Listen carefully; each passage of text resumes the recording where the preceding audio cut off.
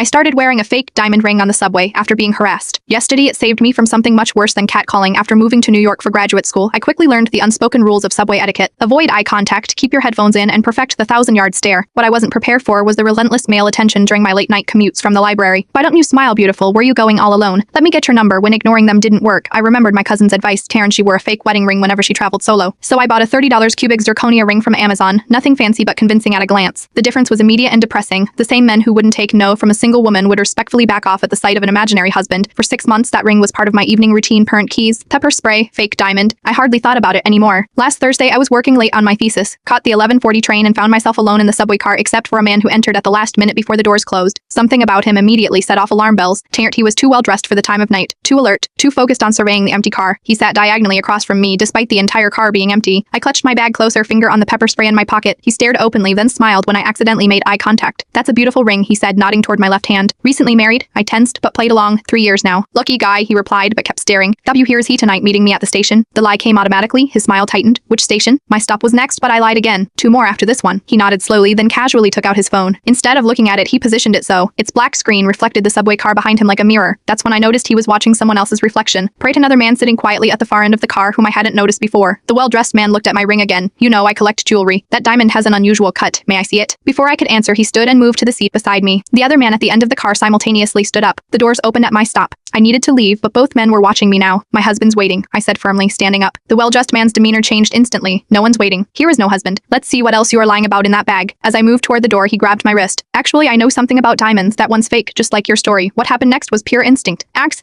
I shouted toward the platform. Axe, I entja. Both men hesitated, looking toward the doors. In that split second, I yanked my arm free, slipped past them, and ran onto the platform directly toward a transit police officer who was by pure luck standing by the fare machines. Those men just tried to rob me, I gasped. The officer immediately radioed for backup and moved toward the train, but both men had slipped out the doors at the other end of the car. After reviewing security footage, the police told me they'd been tracking these two for weeks. They work as a team, targeting women they believed were alone and vulnerable, using reflections to coordinate their movements without obvious signals. They'd been involved in at least 7 muggings, 2 of which had turned violent. You did everything right, the officer told me. The fake husband waiting, yelling a specific name, running toward authority instead of the exit. But the ring Perna probably saved your life. They look for wedding rings specifically. Why? I asked. Wedding rings mean someone expects you home. Someone will immediately look for you if you go missing. They specifically target women without them. I still wear my fake ring on the subway, but now I also take Urbers home after dark, text friends when I am leaving the library, and enrolled in self-defense classes. The police never caught those particular men, but the footage helped identify them from prior incidents. Sometimes safety looks like mace or martial arts training. Sometimes it looks like a $30 piece of fake jewelry that tells potential predators that you won't disappear without someone asking questions. I hate that the world works this way, but until it changes, my fake wedding ring stays on my finger.